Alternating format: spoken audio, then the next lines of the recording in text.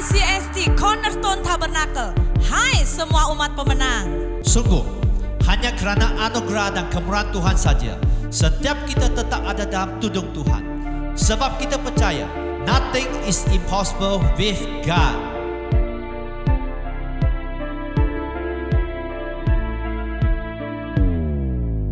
Tuhan, inilah kami umat-Mu. Kami rendahkan diri kami di hadapan-Mu. Dengan cinta dan kerinduan, kami rindu terus naik terbang tinggi. Dengan semakin kuat menangkap kairos Tuhan, merebut kemenangan demi kemenangan, dan mempersembahkan bagi Panglima Agung kami, Yesus Kristus. Semua jadi genap dan tuntas oleh karena anugerah Bapa, tuntunan Roh Kudus, dan bagi kemuliaan Yesus Kristus. Amin, amin, amin.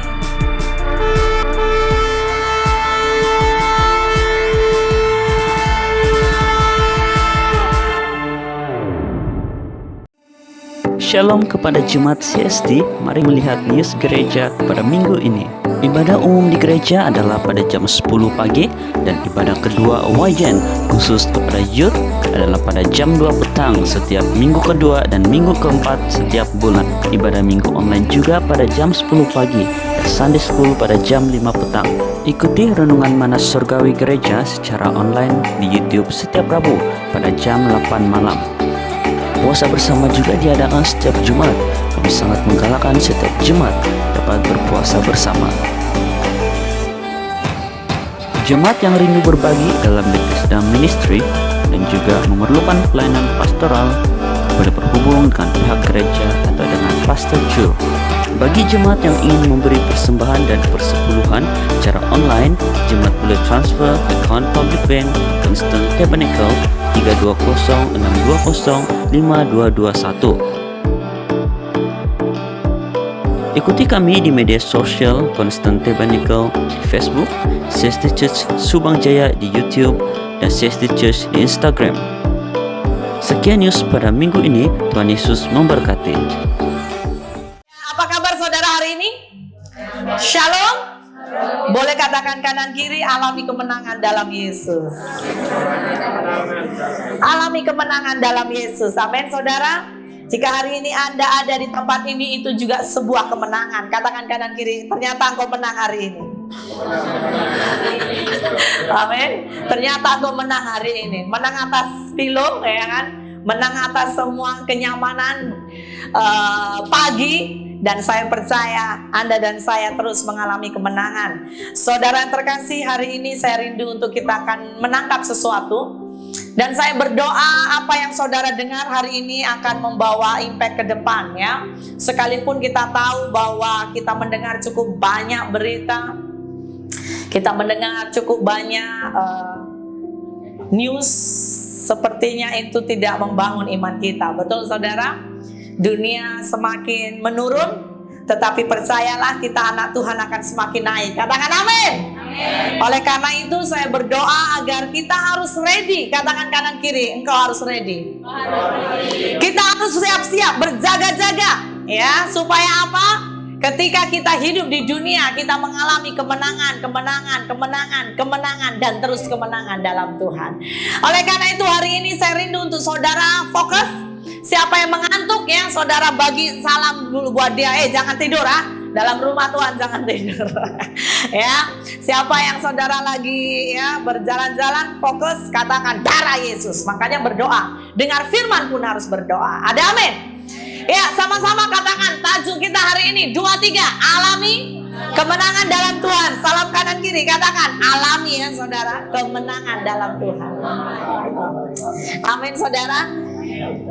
Kita akan buka Alkitab kita. Anda juga boleh baca, tapi kalau Anda bawa Alkitab, lebih baik Anda buka. Anda bagilah ini tanda supaya kita ingat ya. Kita baca 2-3, 1 Yohanes 5 ayat 4. Sebab semua yang lahir dari Allah mengalahkan dunia, dan inilah kemenangan yang mengalahkan dunia. Kuat-kuat katakan iman kita.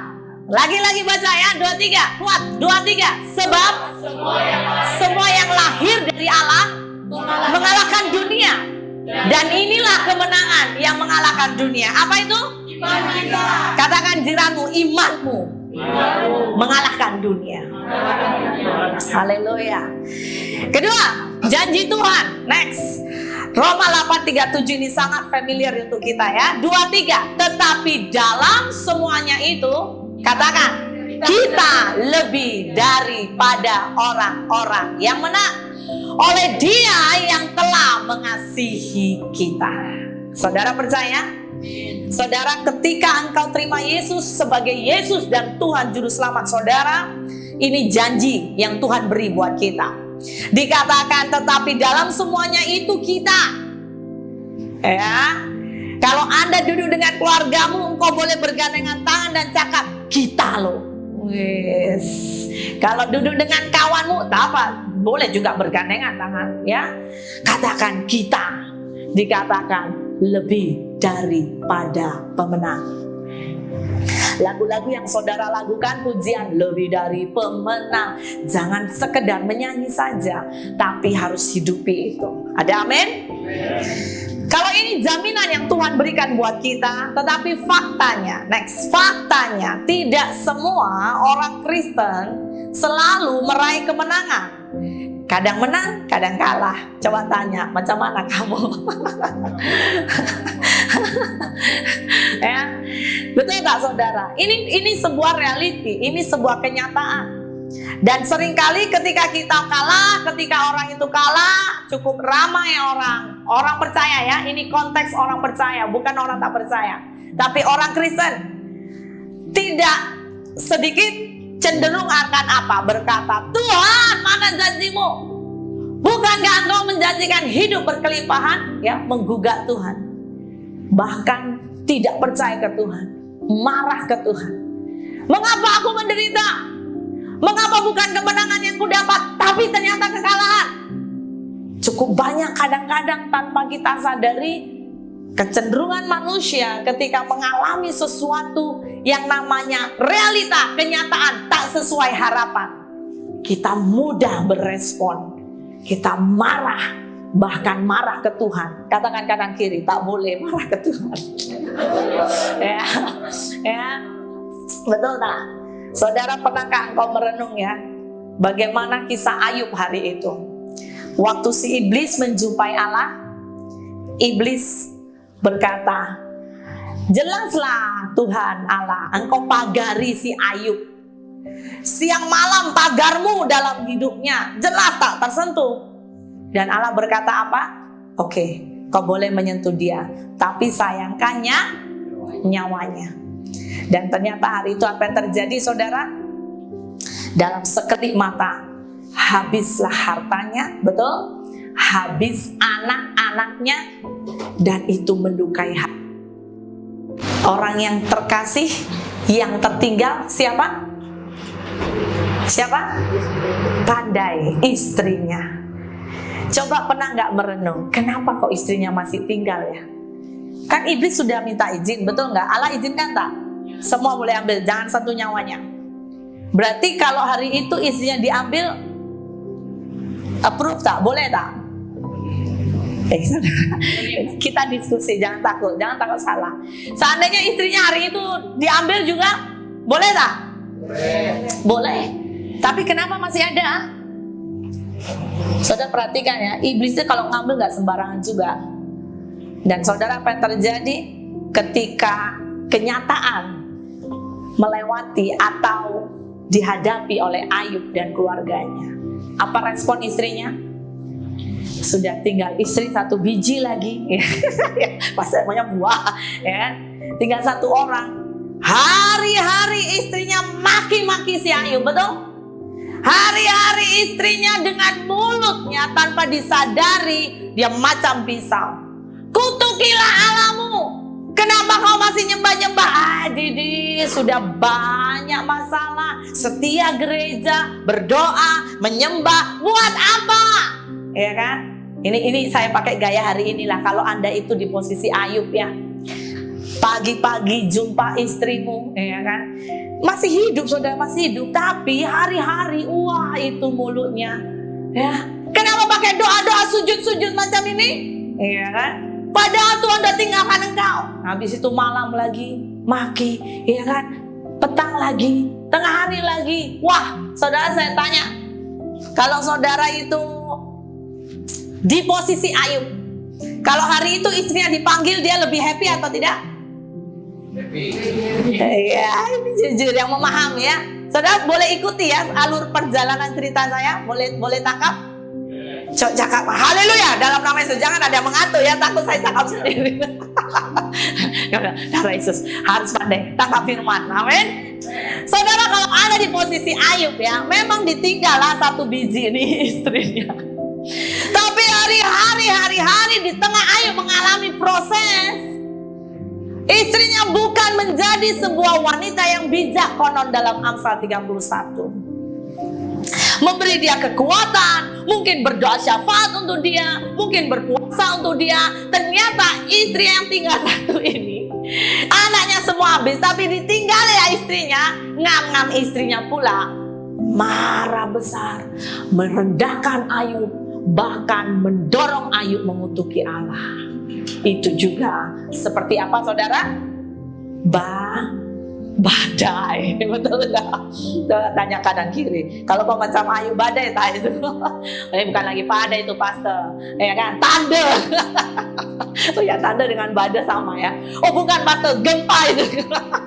Ya, itu tekanan yang namanya tekanan jiwa, tekanan jasmani, tekanan roh komplit. Tetapi Tuhan izinkan. Seringkali kecenderungan kita manusia, ketika Tuhan izinkan kenyataan tidak sesuai dengan harapan kita mudah sekali akan marah dengan Tuhan.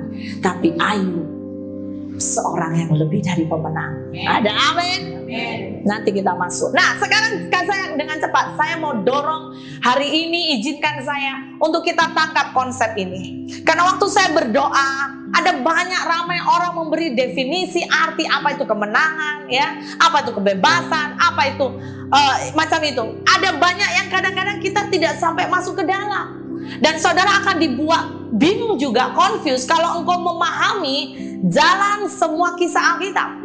Karena konsep kemenangan dunia itu berbeza dengan Alkitab, saudara. Ini pahami. Apa itu? Sekarang kita masuk. Apa maksud kemenangan dalam Tuhan? Next, saya mau kita lihat konsep yang pertama, yaitu kemenangan secara dunia. Duniawi melihat kemenangan yaitu apa? Next, kekayaan, sukses. Kalau saudara kaya, saudara sukses, engkau menang. Ditambah dengan engkau banyak harta melimpah, engkau akan disalam itu.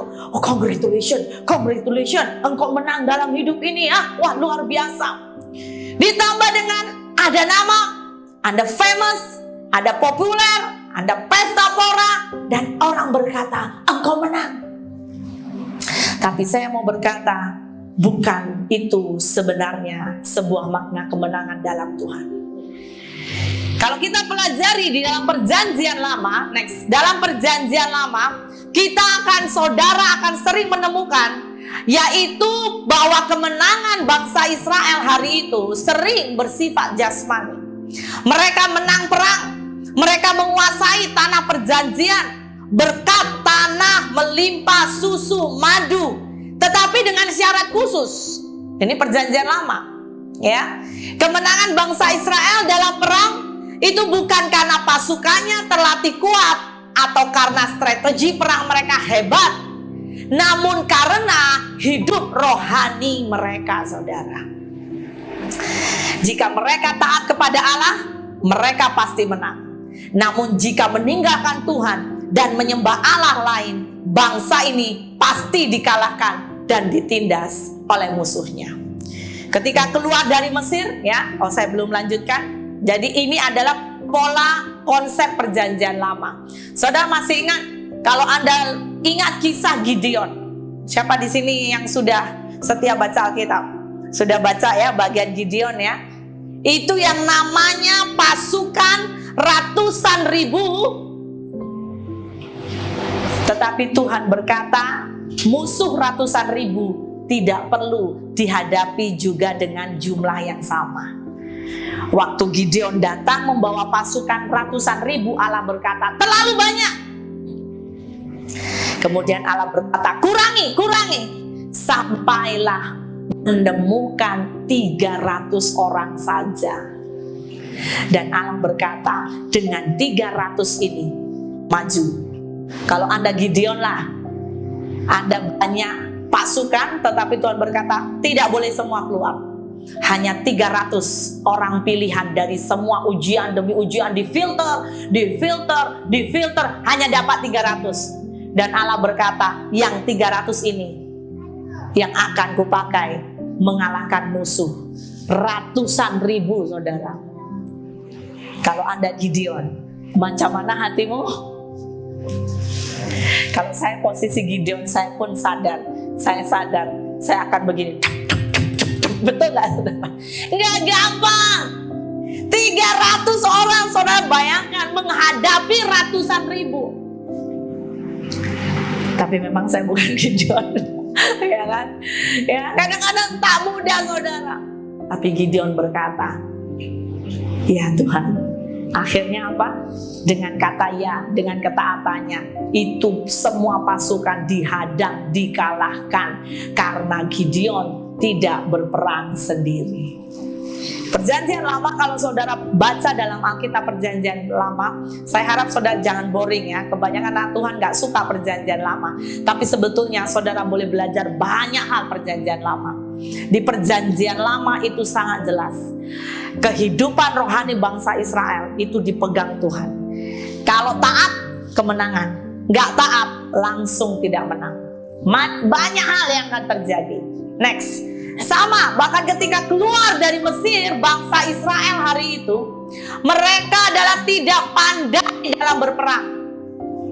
Ya kan? Sebab apa? Sebab di Mesir mereka dijadikan budak atau hamba, ya, pekerja, sehingga tidak terlatih berperang dan tidak memiliki persenjataan. Tapi saudara, saat mereka tetap taat, hidupnya tetap lurus, ikut apa yang menjadi perintah Tuhan, saudara, perjanjian lama itu menyatakan mujizat Tuhan itu ajaib.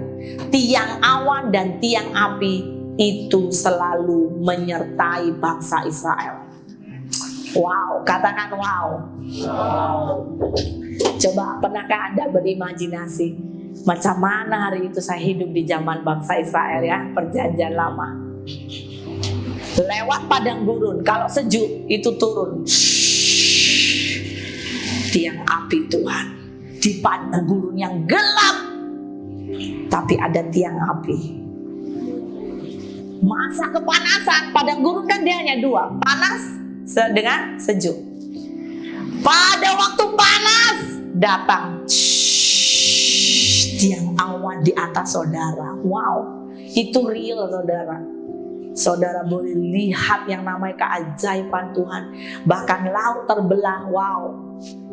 Makanya kenapa Allah sampai berkata ini bangsa tegar tengkuk. Jadi ingat, mujizat belum tentu bisa mengubah karakter dalaman kita. Ada amin? Ada amin?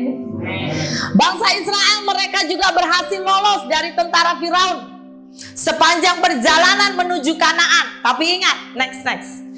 Kuncinya tadi yaitu apa? Asal tetap taat pada Allah. Katakan taat. Taat itu harga mati, saudara. Di dalam perjanjian lama, ketaatan itu menjadi kunci kemenangan bangsa Israel. Bangsa Israel selalu menang dalam peperangan sehingga mereka menjadi bangsa yang ditakuti. Namun ketika mereka menyerang kota Ai yang kecil, mereka juga bisa dikalahkan. Kenapa? Mengapa, saudara? Karena Allah meninggalkan bangsa ini akibat seorang yang bernama Akan. Dia melanggar perintah Allah, mencuri barang yang Allah tidak berkenan. Dan hari itu bangsa Israel bisa kalah. Oh, jadi boleh kalah? Yes, tapi di perjanjian lama kekalahannya itu pasti ada dosa, pasti. Simson, nazir Allah. Dia adalah Allah atau nazir yang Allah berikan kekuatan luar biasa. selama roh Allah di dalam dirinya. Ini kuncinya. Ia sangat kuat, ya, nggak ada orang macam Simpson. Bahkan hari ini orang namanya Simpson pun nggak akan bisa seperti Simpson. Betul tak? Saudara punya kawan namanya Simpson? Macam Simpson di kartun tuh, ya. Tak ada yang namanya orang yang bernama Simpson sekuat Simpson ini, ya, karena memang Tuhan hanya ciptakan satu, nggak ada duplikat. Namun ketika rambutnya dipotong dan roh Allah meninggalkannya, ia jadi lemah dan dikalahkan. Jadi saya mau tunjukkan bahwa kemenangan di perjanjian lama itu sangat dipengaruhi yang namanya iman ketaatan bangsa Israel hari itu. Sekarang saya ajak kita masuk kemenangan dalam konsep perjanjian baru. Di perjanjian baru, saudara, memandang kemenangan tidak hanya dalam konsep atau konteks jasmani, melainkan lebih daripada itu, yaitu berbicara bagian dalaman kita, yaitu karakter dan rohani. Katakan sama-sama, karakter dan rohani. Sehingga kalau saya mau dorong untuk kita menangkap, sebab semua yang lahir dari Allah, ayat yang tadi kita baca, mengalahkan dunia. Dan inilah kemenangan yang mengalahkan dunia, iman kita. Apa sebetulnya maksud iman yang mengalahkan dunia? Apakah iman yang harus besar? Iman yang harus wow, dahsyat gitu ya? Ternyata apa, saudara? Saya mau berkata, ini bukan bermakna kita sebagai orang percaya, ya, berbicara bahwa kita akan tundukkan dunia di bawah kekuasaan kita. Next, mengalahkan dunia itu sebetulnya, ini perhatikan, itu berbicara mengalahkan godaan, mengalahkan keinginan dan nafsu jahat yang ditawarkan dunia ini. Ada amin? Ada amin? Katakan amin. Yes. Saudara, jadi bukan hanya ketika Anda dapat mujizat, wah imanku dahsyat. Tetapi sebetulnya imanmu juga dahsyat ketika ada godaan datang, ada tawaran dunia yang saudara tahu itu dosa, melanggar perintah Tuhan, dan saudara berani berkata no. Itu menunjukkan engkau sudah menang. Katakan amin. Katakan amin. Roma 12 ayat 2. Mari kita baca ya. Janganlah kamu menjadi serupa dengan dunia ini, tetapi berubahlah oleh pembaharuan budimu, sehingga kamu dapat membedakan manakah kehendak Allah, apa yang baik, yang berkenan kepada Allah. Apa yang baik, berkenan kepada Allah, dan yang sempurna. Paulus mengingatkan bahwa iman yang kita harus miliki, yang dikatakan iman mengalahkan dunia, itu bukan hanya iman di saat kau minta, tunggu, menerima mujizat-mujizat. No, bukan sebatas itu saja, tetapi di mana karakter ilahi juga bekerja dalam hidup kita. Ada amin, saudara? Ada amin? Jadi ayat di atas menyatakan bahwa dengan iman yang teguh, orang percaya dapat mengalahkan daging atau keinginan daging dan nafsu dunia dan segala kejahatannya. Itulah kemenangan kita. Saudara, ketika engkau ada di dunia kerja, engkau dijabar dengan macam-macam yang kau tahu itu salah. Saya mau berkata, dan kau berkata tidak, engkau sudah menang. Salam kanan kiri, katakan, engkau lebih dari pemenang. Haleluya. Engkau lebih dari pemenang. Ya, kalau laki-laki contohnya ya, ketika Anda jalan di mana-mana dan engkau berkata, jumlah minum, ya, jumlah merokok, dan engkau berkata, no. Woi, katakan kanan kiri, engkau lebih dari pemenang. Amin. Gak perlu susah-susah, harus mengalami mujizat besar. No. Konsep Alkitab berkata, kalau engkau berani berkata tidak kepada dosa, engkau sudah menang. Karakter ilahi sudah terbentuk di dalam dirimu. Dan saudara, saya mau berkata, percayalah, itu berkat jasmani pasti mengikut. Tapi mari belajar, kita pahami yang dengan pahami konsep kemenangan dengan benar, supaya iblis saudara nggak akan kacaukan. Karena sering kali, saudara percayalah, kenapa sih tadi Paulus berkata jangan serupa dengan dunia? Supaya kita tidak serupa dengan dunia, Paulus kasih satu kunci, yaitu apa? Baharuilah budimu. Amin. Budi itu apa? Pikiran kita, konsep pikiran kita. Saudara, konsep pikiran kita dengan anak-anak beza, betul nggak? Apalagi anak-anak yang masih kecil, belum contohnya terdidik ya. Kalau mereka tengok barang kawannya baik, bagus, mungkin lebih wow, menarik, itu tangan otomatis, betul tak? Kayak kan? Otomatis ambil, betul? Konsep pikiran anak-anak mengenai dosa tidak seperti dengan konsep pikiran kita orang dewasa. Makanya kenapa pikiran ini harus dikatakan pembaharuan budi, harus dibaharui terus. Orang Kristen, berapa lama kau ikut Tuhan? Saya mau berkata, saya pun makin banyak baca Alkitab, makin banyak belajar, sebetulnya saya makin sadar, makin saya nggak tahu apa-apa. Kadang sering bersalahan konsep yang terbangun, baik terbangun karena keluarga, prinsip hidup yang terbangun karena apa? Pendidikan, terbangun karena lingkungan. Saya mau berkata, seringkali itu akan bisa dihadapkan dengan perkara-perkara yang membuat kita sadar ketika kita dekat dengan dia. Oh, ternyata itu salah ya. Oh, begini ya. Oh, begitu ya, di dalam pikiran. Dan kalau pikiran kita dibaharui, maka kita menjadi pelaku firman yang benar. Ada amin? Ada amin? Karena kecenderungan orang Kristen hanya suka doa, hanya suka menyembah, tapi maaf kata, nggak suka belajar firman. Katakan kanan kiri, itu bukan kamu. Ada amin? Sehingga tanpa disadari sering ditipu-tipu. Kena tipu iblis, kena tipu sesama pula, ya kan? Katakan kanan kiri, engkau jangan macam itu ya. Ya, kita harus suka belajar. Ada amin? Ada amin? Ya, kita harus suka belajar. Serius saudara, bahkan saya mau berkata dengan serius, ini sudah akhir zaman, jangan nggak baca firman ya. Bahaya saudara, bahaya. Orang baca firman aja belum tentu masuk surga, apalagi nggak pernah baca firman. Macam mana pikiran kita dibaharui kalau engkau nggak pernah baca firman? Katakan kanan kiri, itu bukan kamu. Saya tahu kamu suka baca firman, Pak. Cinta akan firman, Daud berkata, menghanguskan aku. Cinta akan baikmu, cinta. Jadi ketika kau suka berdoa, kau suka menyembah, harus seimbang dengan cinta akan firman. Maka pikiran kita akan diubah, konsep-konsep kita akan dibaharui. Amin. Yes, sepakat ya saudara? Galatia 5 ayat 24 berkata, kita baca 23, barang siapa menjadi milik Kristus, iya siapa? Jadi milik Yesus.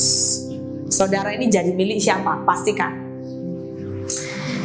Kalau engkau masih hidup, hidupmu hanya menjadi milikmu, saya memang setujulah Anda akan susah untuk membaca ayat selanjutnya. Susah menyalibkan daging. Betul tak? Tapi kalau kita sadar hidupku milik Kristus, milik Yesus, maka kita dikatakan ini pakai kata telah loh saudara. Berarti harusnya ketika kita sudah terima Yesus sebagai Tuhan dan Juru Selamat kita, kita harus dengan sadar, perhatikan kuncinya, harus dengan sadar meninggalkan semua dosa. Karena apa? Dikatakan ia telah menyalibkan daging dengan segala hawa nafsu dan keinginannya. Juga 1 Yohanes 2 ayat 17, kita baca 23. Dan dunia ini sedang lenyap dengan keinginannya, tetapi orang yang melakukan kehendak Allah tetap hidup selama-lamanya. Katakan amin. Yes, anak Tuhan, ada amin.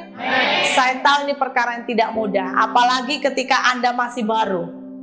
Anda baru berjalan dengan Tuhan. Wah, saya mau berkata, it's not easy. Baru, masih baru. Tapi ketika engkau sudah terobos, kenapa saudara? Karena hidup ini, saudara imajinkan, hidup ini itu seperti kita melewati sebuah tirai demi tirai. Gambar tirai itu macam keten lah, tahu? Hidup ini tuh banyak keten demi keten loh saudara. Itulah yang Alkitab atau sering kekristenan kita panggil nama dimensi. Ada banyak dimensi demi dimensi. Dan saya mau berkata, kalau engkau mau masuk ke dimensi ilahi, engkau harus. Jadi itu pilihan. Dan pilihan itu akan memberi impact. Kita memilih atau tidak memolahkan untuk terobosi dimensi sampai masuk ke ilahi. Atau engkau hanya tengok-tengok aja dari depan. Oh iya ya, oh ikut Tuhan ini banyak mujizat ya. Ih luar biasa. Dia nangis kuat juga ya. Itulah yang berapa minggu lalu saya berkata, Anda itu tak sadar Anda jadi penonton. Katakan kanan kiri, jangan jadi penonton bola sepak bola, jangan jadi penonton dalam kerajaan sorga. Yang bahaya, posisi orang-orang penonton itu posisi seperti siapa? Masih ingat dalam perjanjian baru sebuah kisah Lazarus dengan orang miskin? Lazarus dengan orang kaya? Lazarus miskin, ya kan? Bukan Lazarus yang dibangkitkan, bukan. Tapi ada satu lagi kisah, masih ingat ya? Semua dengan saya, haleluya. Ya kan saudara salah pula ya kan, yang mana ini, yang mana ya? Ya, tapi kisah di mana Lazarus dengan orang kaya. Lazarus itu miskin. Dalam dunia kehidupan bumi dia miskin, bahkan kadang-kadang dia makan dari sisa-sisanya kejatuhan makanan dari orang kaya ini. Orang kaya ini begitu sombong, gambaran orang yang sombong, orang yang angkuh. Ya, kadang-kadang dia pun tidak memperhatikan si Lazarus yang sedang di luar. Makanan dibuang, Lazarus ambil. Kehidupan seperti itu sampai Alkitab berkata sampai satu ketika dua-dua mati. Waktu dua-dua mati, ternyata posisi orang si kaya di mana? Di mana? Neraka. Posisi Lazarus di mana? Surga. Coba tanya dan berenung. Ini salah kan? Atau betul? Tapi Alkitab menulis nggak ada yang salah, ya. Dan Lazarus berkata apa? Terkejut. Orang kaya terkejut, betul? Kenapa itu Lazarus orang miskin duduk di sebelah kanan Allah Bapa Abraham? Dia jealous, saudara. Makanya perhatikan, jangan pernah pandang orang rendah saat kita hidup di bumi. Ada amin? Siapa tahu dia itu di sorga, sudah di sebelah kanan Allah Bapa Abraham. Sedangkan kita belum tentu. Makanya jangan hakimi. Ada amin? Jangan hakimi, tetapi jangan ikut-ikutan. Hidup ini harus balance, saudara. Jangan hakimi, tapi juga jangan ikut-ikutan orang dunia. Hati-hati. Hati-hati, saudara. Seringkali godaan yang menyenangkan belum tentu dari Tuhan. Ya, dengan cepat ya. Jadi perhatikan kisah itu. Iman yang mengalahkan dunia itu berarti apa? Kita baca next. Iman yang mengalahkan dunia. Kuat-kuat, 2, 3. Tetap menang saat menghadapi bujuk rayu dosa. Tetap kudus di tengah dunia yang najis. Tidak goyah oleh tekanan dan intimidasi dunia. Saat menderita karena kebenaran, tidak menghujat Tuhan, namun tetap memuji Tuhan. Ayo cari kawanmu, salam dulu dia. Pakai kata-kata ini. Ya, oke? Pakai, bukan disalam saja. Bukan disalam saja. Ucapkan kata-kata ini. Tetap menang saat menghadapi bujuk rayu dosa. Tetap kudus di tengah dunia yang najis. Tidak goyah oleh tekanan dan intimidasi. Ini ada yang salah nih. Ya. Saat menderita karena kebenaran. Tidak memuja Tuhan, namun tetap memuji Tuhan. Ada amin. Jadi kemenangan yang Tuhan mau kita alami itu adalah kemenangan secara apa? Dalam kita. Bukan menang-menang mujizat-mujizat. Saudara, saya mau bagi mujizat tidak ada yang susah untuk Tuhan kerjakan. Tapi yang susah itu mengubah manusia. Yang susah mengubah karakter kita. Ada amin? Itu yang susah. Makanya kenapa? Kehidupan ini adalah sekolah. Hidup ini sekolah, saudara. Bahkan kami jangan sampai terlalu idol dengan pastor ya, bahaya. Ada dulu saya seorang di Indonesia, dia, wow sangat saya rindulah sama Pastor Betty, lama tak jumpa. Saya bilang boleh, tapi jangan jadikan pastor atau siapapun, bapak ibumu, siapapun itu menggeser Tuhan dalam hidupmu. One day engkau kecewa, engkau akan bisa lemah imanmu. Ini belajar saudara. Kita harus mengalami kemenangan seperti Paulus. Sehingga satu kali Paulus menulis, next, sampai pada saat ini kami lapar, haus, telanjang, dipukul dan hidup mengembara. Kami melakukan pekerjaan tangan yang berat. Ayo baca 2-3. Kalau kami dimaki, kami memberkati. Kalau kami dianiaya, sabar. Kalau kami difitnah, kami tetap menjawab dengan ramah. Kami telah menjadi sama dengan sampah dunia, sampai pada saat ini. Dan dikatakan apa? Dialah pemenang, bahkan lebih dari pemenang. Ayo kawanmu, cakap dengan dia. Satu lagi, salam. Kalau kamu, gantikan kata kamu. Kalau kamu dimaki, kamu berkati. Amin. Kamu dianiaya, kamu harus sabar. Kamu difitnah, kamu tetap menjawab dengan ramah. Kamu telah menjadi sampah dunia, sama dengan kotoran dan segala sesuatu sampai pada saat ini. Ada amin? Ada amin? Di waktu engkau saudara menghadapi atau orang maaf kata ya maki, tapi engkau lagi benar. Jangan wajahmu begini. Dan di hati kadang-kadang kita boleh diam, betul nggak? Tapi hati boleh bicara. Oh boleh. Di hati begini, tunggu ya, pembatasanku akan datang, tunggu. Diam.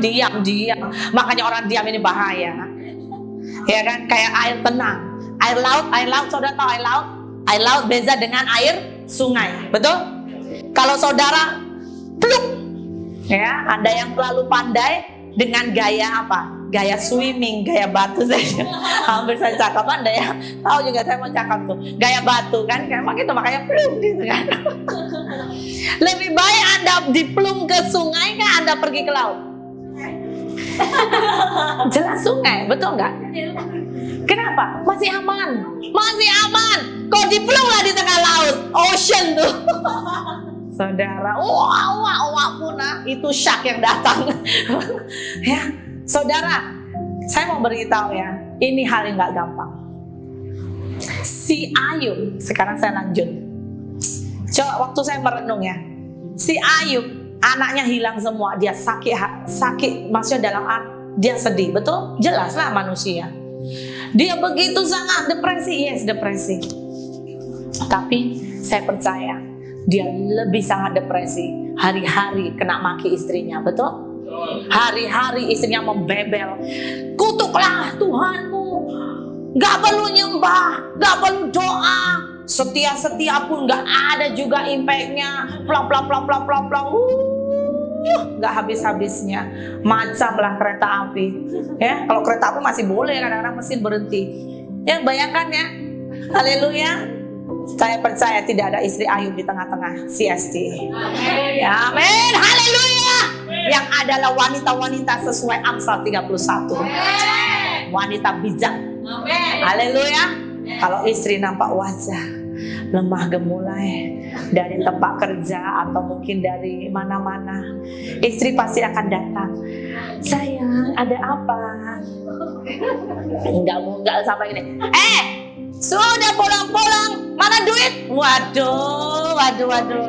Coba katakan kanan kiri. Kalau kau macam itu ya, kekasihku, kalau saat ini duduk dengan istri, bilang, ku doa puasa lah. Haleluya. Haleluya. Saudara boleh paham ya, kemenangan. Apa maksud kemenangan sejati di dalam Tuhan?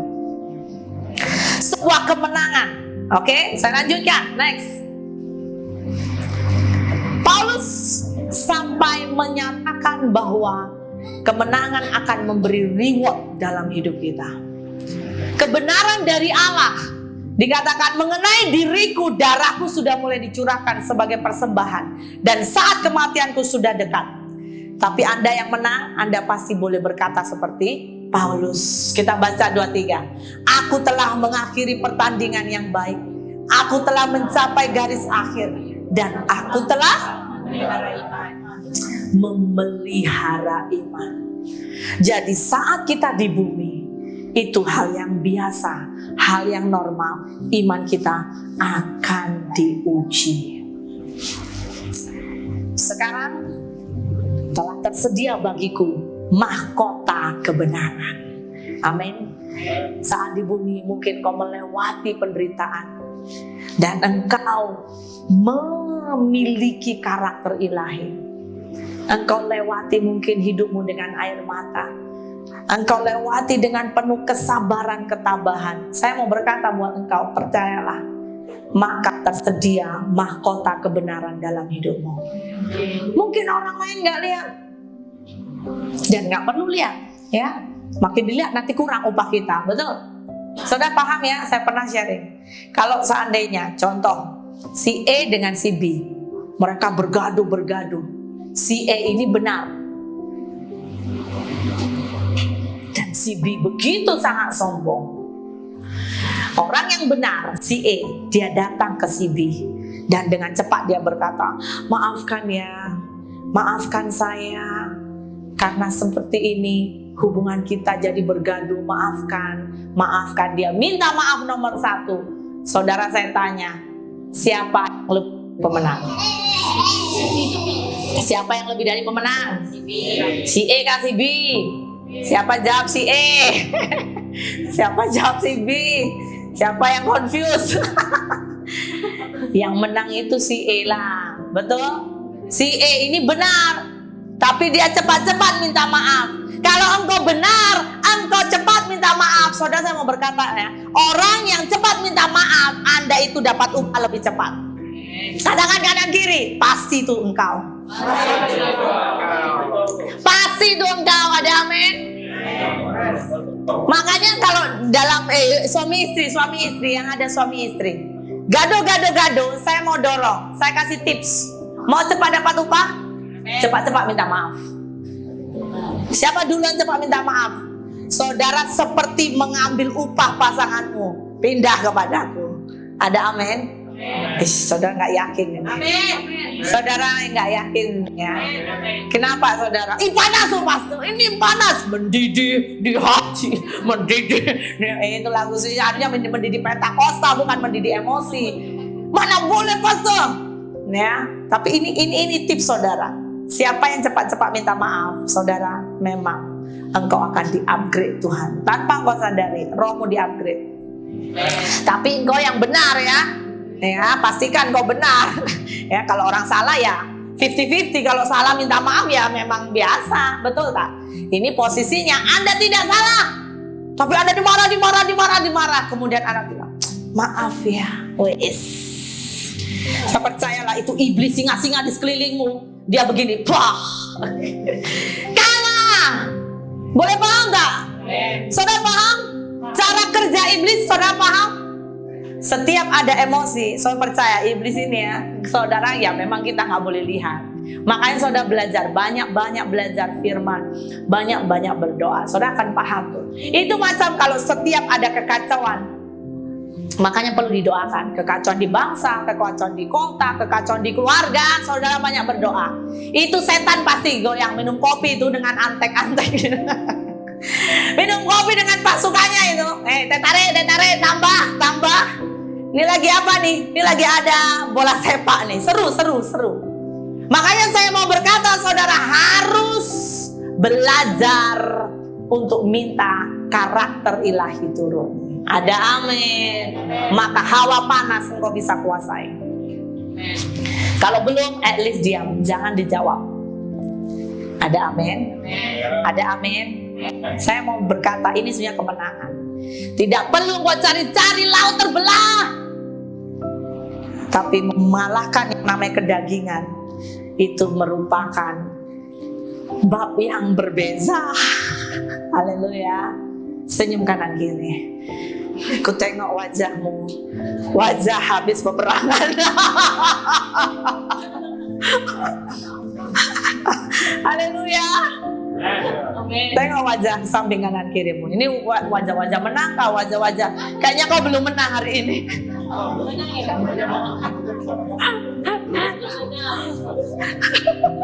Oh, wajah mengantuk, ada wajah mengantuk pula ya. Saya berdoa semua CSC memiliki wajah-wajah pemenang. Amin, amin saudara. Menangan Rahab, saya kasih contoh ya dengan cepat. Seorang yang bernama Rahab berani menyimpan 2 pengintai Israel, sekalipun dia harus menghadapi kematian, tapi dia berani untuk yang benar. Next, menang karena apa? Menang dengan kedagingan. Kemenangan Yosua, saya menyoroti dari bahagian sebuah panggilan dia. Dia berani menerima panggilan Tuhan, menggantikan Musa. Musa itu pemimpin dari semua kitab suci, percayalah, dia pemimpin besar. Dia pemimpin berkarisma. Tapi sekalipun dia sadar, dia mungkin akan ditolak, direndahkan, dibanding-bandingkan. Karena ketakutannya, kalau saudara pahami, baca di Alkitab. Sehingga 9 kali saya hitung, Tuhan meneguhkan imannya. Sering kali berkata, kuatkan dan teguhkan hatimu. Kuatkan dan teguhkan hatimu. Diulang-ulang. Karena Tuhan tahu siapa Yosua. Yosua orang yang nervous, orang yang tidak percaya kepada dirinya. Sebab apa? Ini biasa saudara. Kenapa? Karena Musa itu adalah seorang pemimpin yang wow. Musa itu gambaran pemimpin gada besi, itu luar biasa. Dan Yosua terpanggil menggantikan dia. Tapi Yosua menang. Dia menang mengalahkan ketakutan. Menangan Sadrak, Mesak, Abednego, ya, kawan dari Daniel, berani mempertahankan imannya sekalipun harus masuk dapur api. Berani tampil beza sekalipun ada hukuman yang harus dilewati. Menang, pertahankan iman. Wah, ini gak gampang. Saya pernah mendengar satu kesaksian saudara. Hari itu saudara tahu ISIS ya, teroris dalam berapa tahun yang lalu, dia menembaki kalau tidak salah 12 anak-anak. Bukan menembak, memenggal saudara, memenggal kepalanya. Dan satu kali orang tua daripada anak-anak itu diinterview. Dan kemudian dalam interview ditanya, bagaimana responmu? Ini sudah beberapa masa. Tahu jawabannya, saya sangat kagum. Orang tuanya itu berkata apa? Kalau sedih itu wajar, betul nggak? Tapi jawabannya ajaib. Dia berkata, puji Tuhan. Nomor 1 dia cakap apa? Puji Tuhan, anakku tak menyangkal Yesus. Dia tidak hanya berkata puji Tuhan anakku begini, no. Dia bilang puji Tuhan anakku tidak menyangkal Yesus. Sekalipun di detik terakhir dia dihabisi. Wow, itu buat hati saya gemetar. Ya, kita yang punya anak, Bapak, Ibu, dan Saudara, itu akan menggetarkan kita. Tidak perlu kita tunggu anak kita harus wow kaya, harus punya banyak segalanya, no. Tetapi saat anak kita tetap pegang imannya kepada Yesus sampai di hari terakhir, itu bagi saya sebuah upah yang luar biasa. Itu kemenangan saudara. Ada amin? Setiap kita, ya, apapun yang saudara hadapi, pegang imanmu. Kemenangan Abigail.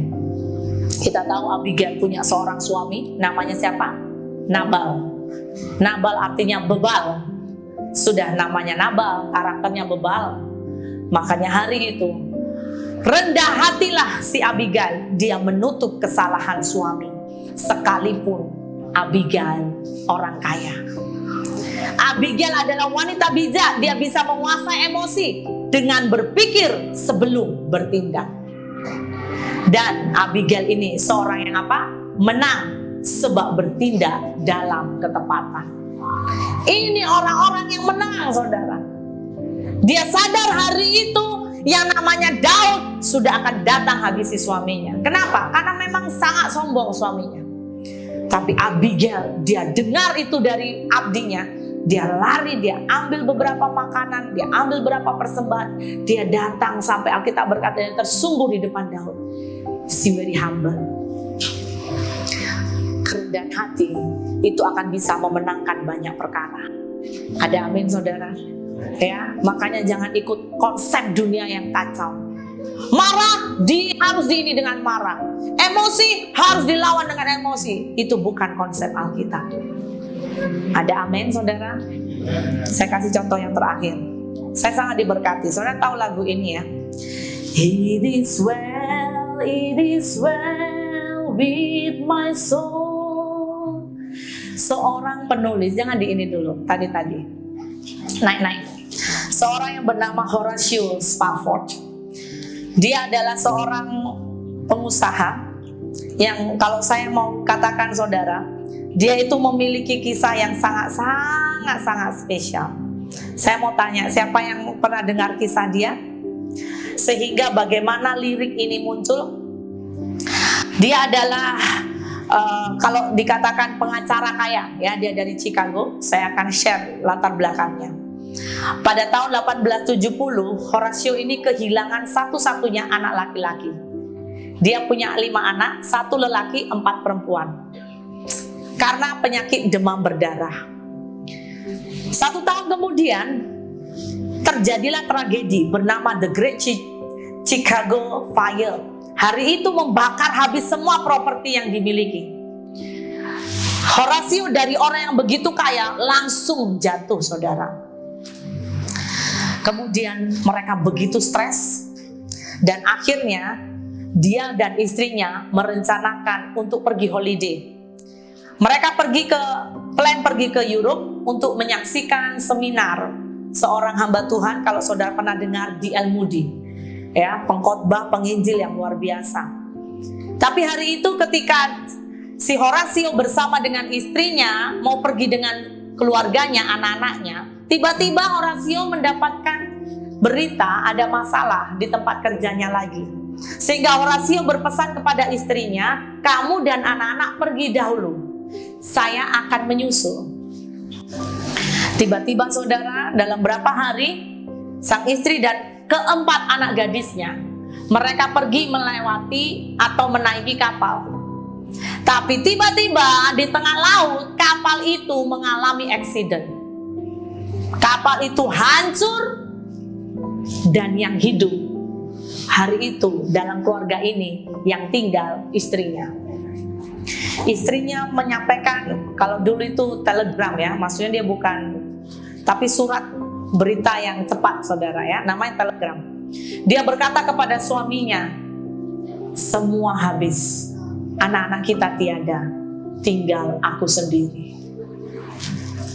Itu Horatio saudara, sudah bisnisnya hancur, 1 anak lakinya sudah meninggal. Hari itu dia kehilangan 4 anak gadisnya. Kemudian tidak lama lagi Horatio mengambil istrinya, dia kuatkan istrinya. Dan waktu dia dengan istrinya melewati atau menaiki kapal untuk balik pulang, dia melewati lautan. Dia melewati lautan dan dia teringat bagaimana kapal yang dinaiki oleh istri dan anaknya hari itu menghabisi 4 anaknya di tengah lautan itu. Makanya hari itu keluarlah sebuah lirik dari dorongan Roh Kudus. Sembari dia menangis, dia menyanyikan lagu ini. Ini dalam bahasa Inggris ya. Lirik awalnya, bait pertama dia berkata, when peace like a river attend my way, when sorrow like sea billows roll, whatever my Lord do have taught me to say. Dia bilang, it is well with my soul.